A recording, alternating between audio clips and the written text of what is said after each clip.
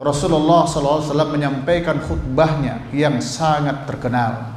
Nabi SAW menyebutkan, wahai manusia, qad adhallakum syahrun azim, syahrun mubarak. Wahai umat manusia, kalian akan dinaungi, akan datang suatu naungan, yakni syahrun azim, bulan agung, bulan yang penuh berkah, bulan sabar, bulan yang di dalamnya terdapat ampunan Allah, bulan yang padanya ada satu malam yang nilai ibadahnya lebih baik daripada 1000 bulan, bulan yang padanya dibukakan pintu-pintu surga, dan bulan padanya ditutup pintu-pintu neraka. Pada bulan itu juga, kata Rasulullah SAW, dirantainya syaitan-syaitan, dan di bulan itu juga dibukakan segala pintu kebaikan, yakni bulan Ramadan. Bulan itulah yang telah kita jalankan syariatnya 1 bulan penuh, sebagaimana yang Allah perintahkan. A'udzubillahi minasyaitonirrajim. Bismillahirrahmanirrahim. Ya ayyuhalladzina amanu kutiba alaikumusiyam kama kutiba alal ladzina min qablikum la'allakum tattaqun. Wahai orang-orang yang beriman, telah diwajibkan atas kalian berpuasa sebagaimana telah diwajibkan atas orang-orang sebelum kalian. Tujuannya la'allakum tahtadun, la'allakum tattaqun, mudah-mudahan kalian bertakwa. Hadirin, tugas mulia yang Allah embankan kepada kita para hambanya yang beriman telah selesai kita laksanakan. Telah selesai kita laksanakan dengan sebaik-baiknya, sebagaimana yang dituntunkan oleh Rasulullah SAW. Man shoma ramadhana imanan wa ihtisaban ghufira lahu ma taqaddama min dhanbi. Barang yang siapa yang berpuasa di bulan Ramadan karena iman, mengharapkan keridhaan Allah, diampuni dosa-dosa yang lalu. Pada hadis lain Rasul menyebutkan, man qama ramadhan imanan wa ihtisaban ghufira lahu ma taqaddama min dhanbi. Barang siapa melaksanakan qiyam Ramadan, baik berpuasa pada siang harinya, salat tarawih pada malam harinya, ditambah dengan ibadah-ibadah sunnah lainnya seperti infak dan sedekah, memperbanyak tilawah Quran karena iman, mengharapkan ridha Allah, itu pun juga berbuah dengan ampunan. Bahkan di dalam hadis yang lain Rasul menyebutkan, man qama lailatul qadar imanan wa ihtisaban ghufira lahu ma taqaddama min dhanbi. Barang siapa yang beribadah pada malam Lailatul Qadar karena iman, ikhlas, mengharapkan keridhaan Allah, maka diampuni dosa-dosa yang telah lalu. Allahu akbar, Allahu akbar, Allahu akbar, walillahil hamd.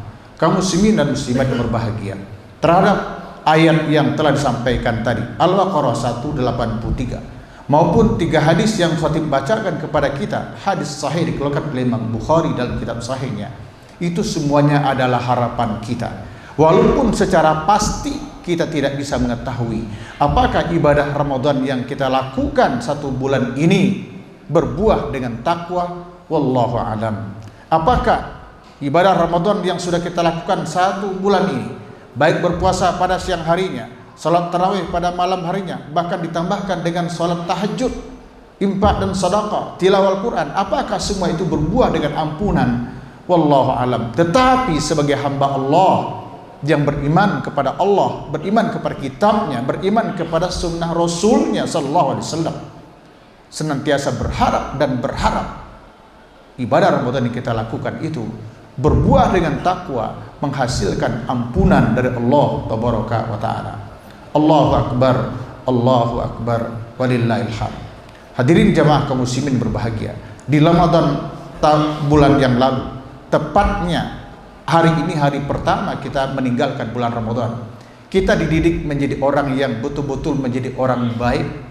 Kita diperintahkan oleh Allah untuk taat kepada aturannya, tidak makan, tidak minum, tidak melakukan hubungan intim suami istri di siang Ramadan, dan itu sudah kita lakukan. Artinya kita mampu mengendalikan diri di tengah-tengah ujian itu untuk tetap berpuasa di siang hari Ramadannya. Kenapa? Karena ketaatan kita kepada Allah dan Rasulnya. Kemudian di bulan Ramadan itu juga kita diperintahkan oleh Allah, diperintahkan oleh Rasulnya bukan saja kita diperintahkan untuk menahan diri dari hal-hal yang dapat membatalkan ibadah puasa seperti tidak makan, minum, dan jima, tetapi juga mampu menahan diri dari hal-hal yang dapat mengurangi nilai-nilai ibadah Ramadan kita. Kita dilarang berbohong, tidak boleh culas, curang kepada orang lain, tidak boleh berkata kasar, tidak boleh menipu orang. Bahkan kata Rasul sallallahu alaihi wasallam dalam hadisnya, wa in satamaka faqul inni shaim. Jika kamu dihina, dicela, dicaci orang, jangan dilayani, katakan kepadanya, maaf, saya lagi berpuasa.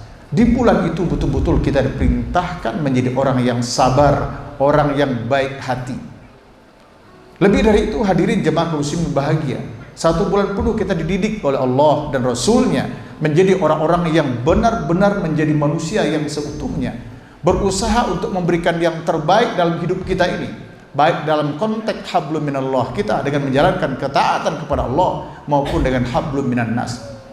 Kepada Allah misalnya, semua yang Allah perintahkan, jangankan yang wajib, yang sunnah pun kita lakukan. Banyak berdoa di bulan itu, kita lakukan banyak-banyak berdoa, karena memang di sana ada harapan doa kita diijabahkan oleh Allah, sebagaimana sabda Rasul, likulli abdin minhum da'watun mustajabah. Setiap hamba memiliki jatah doanya untuk dikabulkan oleh Allah Taala. Rasul syariatkan kita banyak baca Quran, kita lakukan. Artinya ibadah kita kepada Allah secara hablum minallah, secara vertikal sudah kita lakukan sebaik-baik mungkin. Mudah-mudahan Allah ridho kepada kita. Kemudian hadirin, di bulan yang agung, tamu agung yang baru meninggalkan kita itu, kita ditumbuhkan, dididik, ditanamkan ke dalam hati kita untuk peka kepada sesama yang disebut dengan fikih sosial. Masya Allah tabaraka ta'ala, Pak Imam kita, Pak Ustadz kita pada rakaat kedua membacakan satu ayat yang sangat indah, surat Al-Ma'un. Di situ ada ajaran tentang fikih sosial.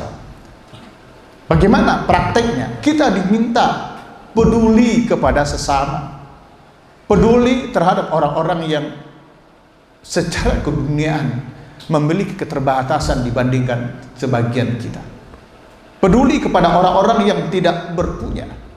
Bahkan di dalam ayat tersebut termasuk pendusta agama, yukazzibu biddin, pendusta agama, bukan saja orang-orang yang lalai terhadap sholatnya, tetapi yang tidak peduli kepada fakir miskin. Fadzalika alladzi yad'ul yatim wa la yahuddu ala ta'amil miskin. Tidak peduli kepada anak yatim yang identik dengan kemiskinan. Tidak peduli kepada orang-orang yang miskin. Allahu akbar. Jemaah muslimin bahagia. Di bulan Ramadan, paling tidak selama bulan Ramadan itu kita dididik menjadi orang yang peduli kepada mereka. Kita diperintahkan untuk berbagi kepada orang-orang yang tidak berpunya. Dan zakat fitrah adalah satu di antara ibadah yang wajib kita lakukan dalam rangka apa? Peduli kepada orang-orang yang tidak berpunya itu. Hadirin jemaah kaum muslimin bahagia. Bulan agung, tamu agung, di mana pada bulan itu kita dididik menjadi manusia yang seutuhnya, manusia yang peduli kepada sesama, telah pergi meninggalkan kita. Di bulan itu kita banyak beribadah kepada Allah, telah pergi meninggalkan kita. Hari ini kita berada di tanggal 1 Syawal 1444 Hijriah. Apakah dengan kepergian tamu agung itu kita berhenti beribadah? Tidak. Karena tamu agung itu memberikan didikan yang luar biasa kepada kita. 1 bulan kita dididik oleh tamu agung tersebut. Ramadan yang agung itu menjadi orang yang baik. Ramadan boleh meninggalkan kita, tetapi kebiasaan qiyamul lail tidak boleh berhenti hanya pada bulan Ramadan. Tamu agung Ramadan telah pergi meninggalkan kita. Kebiasaan tilawah Quran, membaca Al-Quran tidak boleh berhenti, tetap kita lanjutkan. Tamu agung bulan Ramadan telah pergi meninggalkan kita. Kebiasaan kita untuk berbagi kepada sesama, peduli kepada sesama, peduli kepada orang-orang yang tidak mampu, ta'awun, tolong menolong dalam kebaikan di bulan Ramadan begitu tampak dengan jelas. Tidak boleh berhenti pada bulan Ramadan saja. Oleh karena itu hadirin jemaah kaum muslimin berbahagia, pantas kalau para ulama dahulu merasa sedih dengan berpisahnya dengan bulan Ramadan. Kenapa? Karena Ramadan itu memberikan didikan yang luar biasa. Bukan saja pendidikan secara jasmani kepada kita, tetapi secara psikis, secara kejiwaan. Ramadan itu datang menyentuh kalbu kita agar kita semakin dekat kepada Allah Taala dan dekat kepada sesama yang kita istilahkan dengan fikih sosial. Allahu Akbar, Allahu Akbar, walillahil hamd.